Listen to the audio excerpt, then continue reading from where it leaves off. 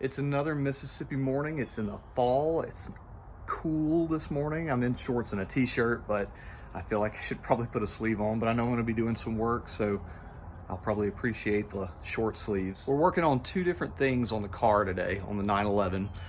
We have this is a spark plug tube, and my old one, this O-ring right here is going out and it's causing a little oil leak to drip down.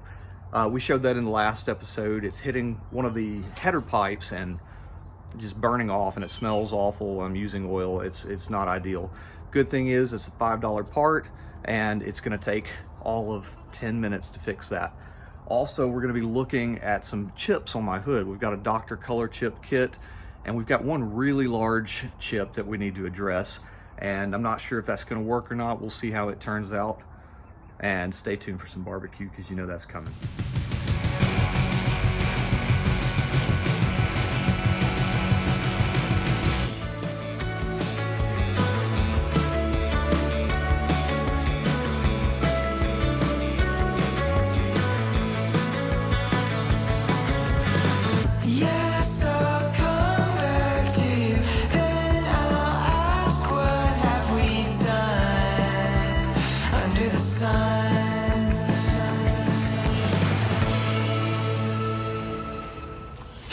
Coming just behind the passenger side rear wheel is where you'll have access to this.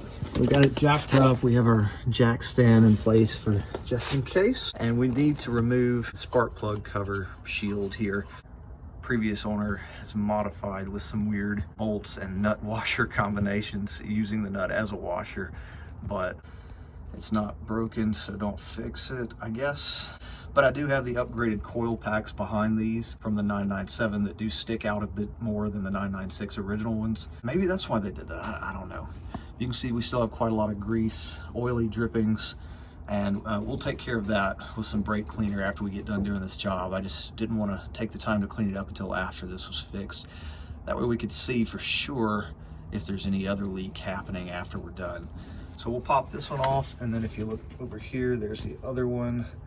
It's just those two. They're 8mm on mine, probably different on yours in this case because of the weird way these are put together. And then behind that's the coil pack. I got really lucky. It's the one right behind this shield right here, so it's going to be very easy to get to. So the shield is out of the way, and we've got direct access to all of our coil packs. This is the one here that's been leaking, and I did wipe up quite a bit of it, but before you could see really dirty oil packed on like this with a streak of clean just coming down, and it just seemed pretty obvious that that's where the oil leak was coming from. Good indicator that the outside O-ring, let's check this out. You have two O-rings here, the inner one down on the bottom here, and the big one is the outer one. That's going to go in there like this. Whenever this fails, that's whenever you get an oil leak outside of the head. Just these two 8mm bolts. I think I've got them about finger loose now. Yeah, there we go.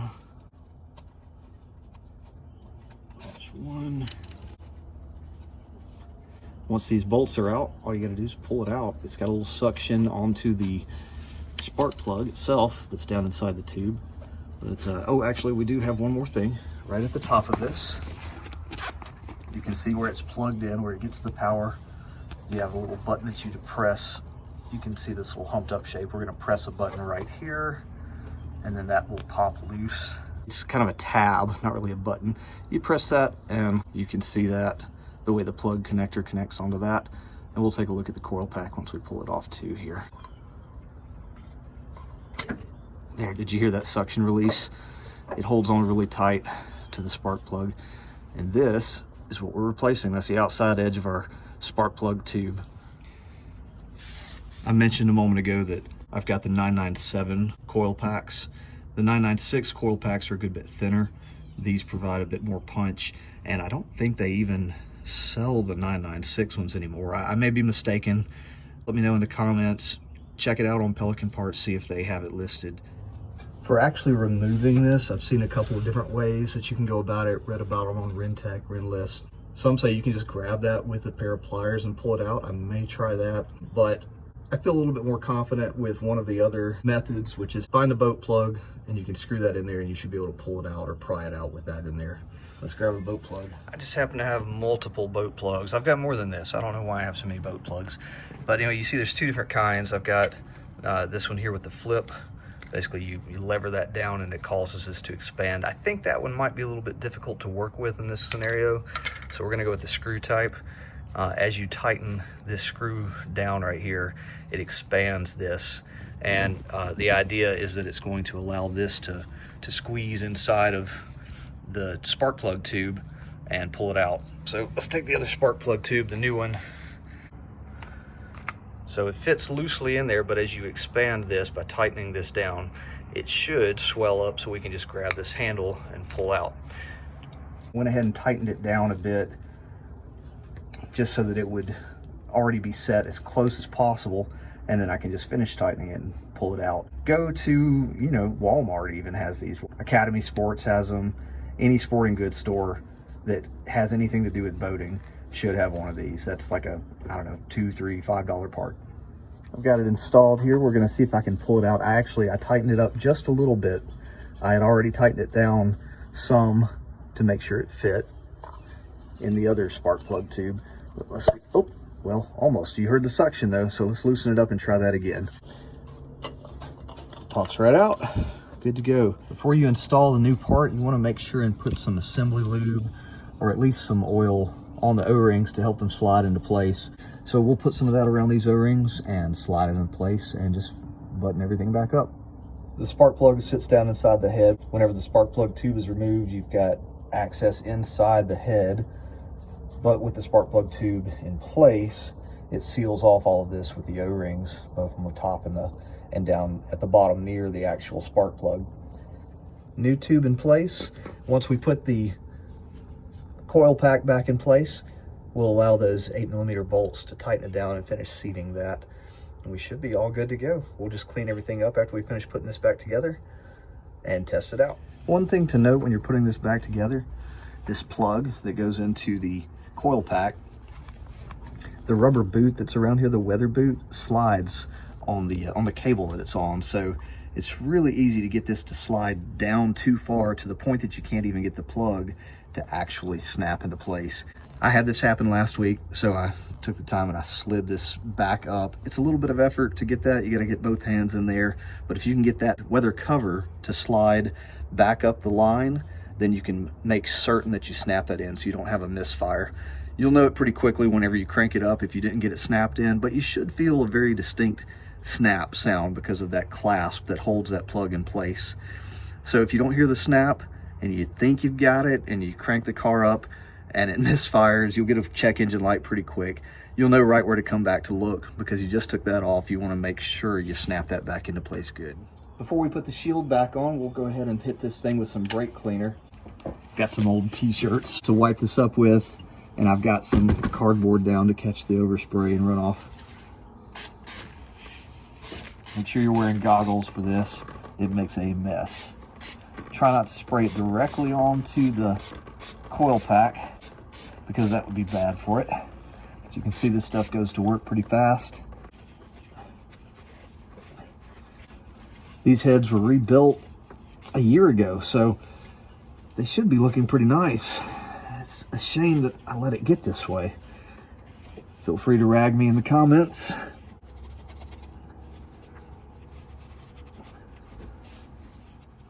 That looks a lot better now. It's not perfect, but it's just gonna get dirty again driving down the road. I drive this thing just about every day. It's always a good idea to keep these things moving. Don't let them sit in your garage. Go out and drive it. But for the most part, we captured all the overflow here on the cardboard. Missed a little bit. No worries. One thing I noticed while I'm under here is I am definitely due for some new rear tires. We've got almost nothing sticking above the wear bars. I've been running the Continental Extreme Contact Sport. I've really liked the way it's handled. They've lasted a lot of miles. I've taken these tires twice to the Tail of the Dragon, North Carolina mountain roads, and they've definitely done a good job. There's pretty even wear. It's actually worn less on the inside, which surprises me because I have some negative camber on this car. I really expected the insides to wear sooner, but the outsides did. So I guess I was pushing it hard through the corners. I don't know. Anyway, let me know if you think I should stick with the Continentals, if I should switch to Pilot Sports or something different. We've got our mechanical issues done. So now before we jump into the cosmetic side, let's get some barbecue on.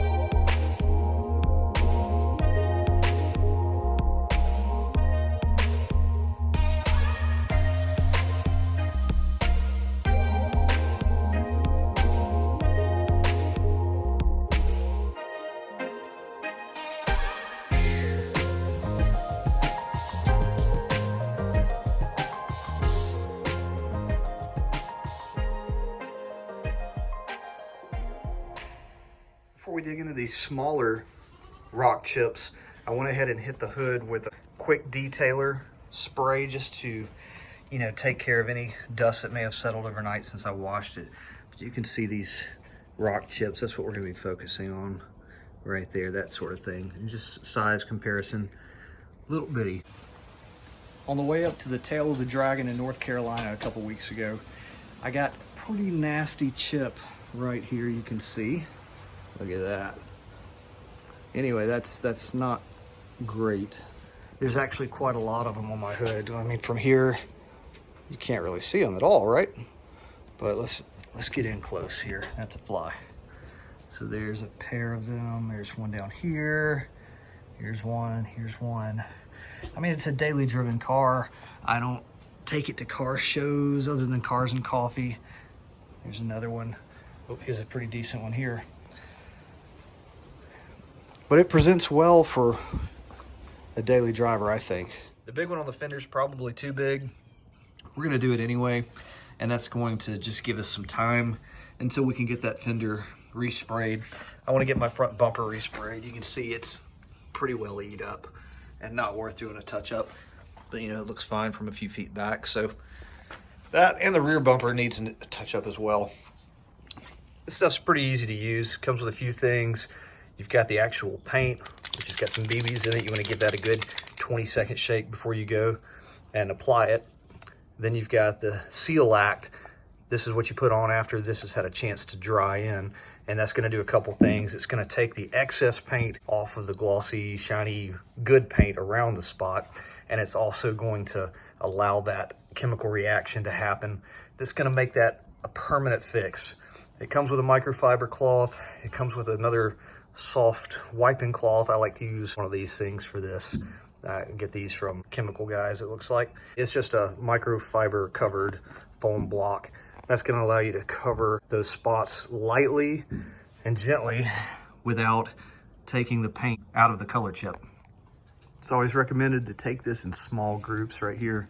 So I've got these 3 that are in a line. I'm going to take care of those first. We're just going to drip the paint right beside it. We'll do one down here. And we'll take our thumb and just wipe across it. And you can see that it's still divoted down in. So we're not quite there yet.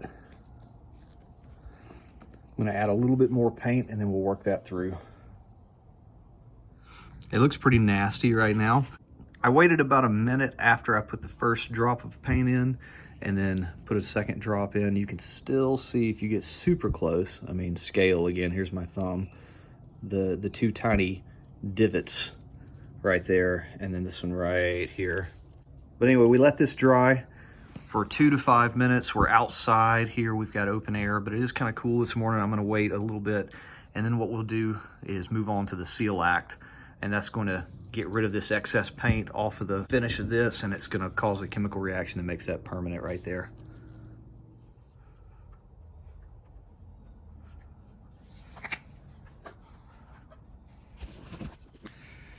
The instructions say to be sure to move in just a vertical or horizontal motion.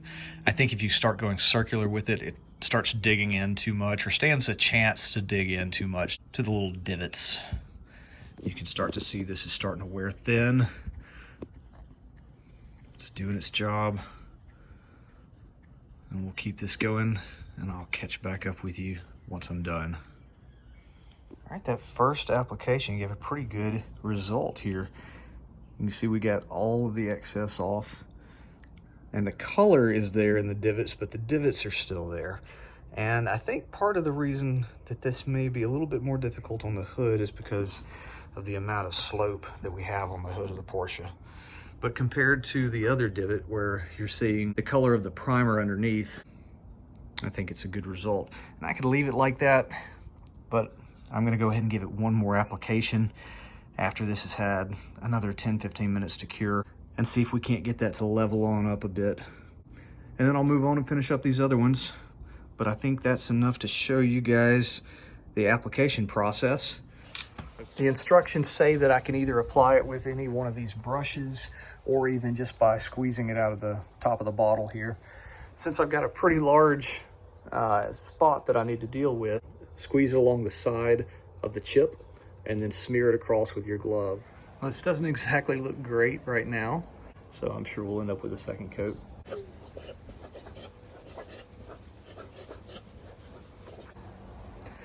First time is done, but you can see it's gonna need some more work. This is a pretty large one, so we'll just hit it with a few coats and see if we can get it to really blend in well. It's taking so much paint that it's just running all across it really thin. So maybe just having this on there, a scratched up surface to be able to allow the new paint to stick when I do this next coat. So I've done it 3 times now, and the color is starting to blend in a little bit more. I still need to do some more work on it. It doesn't look great yet, but I think that if I do this just a few more times, being as big as it is, it'll eventually level on up here. Hey Louie, how you doing? It'll eventually level up and fill in and match pretty well.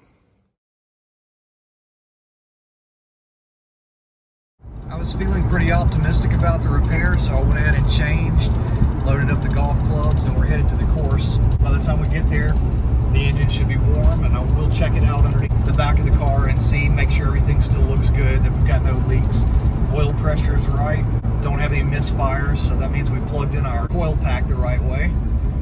But anyway, we'll be there in a few minutes, and we'll check it out. And in case you were wondering, that was the golf clubs rattling, not the car. No sign or smell of oil leak. I think we're in good shape. So I'm recording this after I'm seeing oil specks again, which really annoys me. I get underneath here, new oil drip. I wasn't smelling it though because it wasn't dripping on the pipes this time. I went back and reviewed my videos, and I'll pop those pictures in here. The before picture, you can see that the tube is seated much more deeply than it is in this after picture. So I'm going to pop this off again and make sure that I seat that better. Now I have to wear the hot protection. Hello goat, how are you? Anyway, I gotta wear my sleeves and gloves now because it's hot. I'm annoyed, but it'll be over soon. This time I didn't take this shield off all the way. I just took it off from this side and loosened it from the other side, allowing this to drop out of the way enough to get the coil pack out of the way. And sure enough, it was not seated all the way, but now I've got it pressed back in. We can look at the before and after picture again here and see that I didn't have that O-ring fully seated. And sure enough, you can see all the new wet oil coming down the side from right there. So hopefully this has this resolved. Now I'm going to press on it a little bit harder before I put this back in again. And then I'm going to clean the back end of my car off again.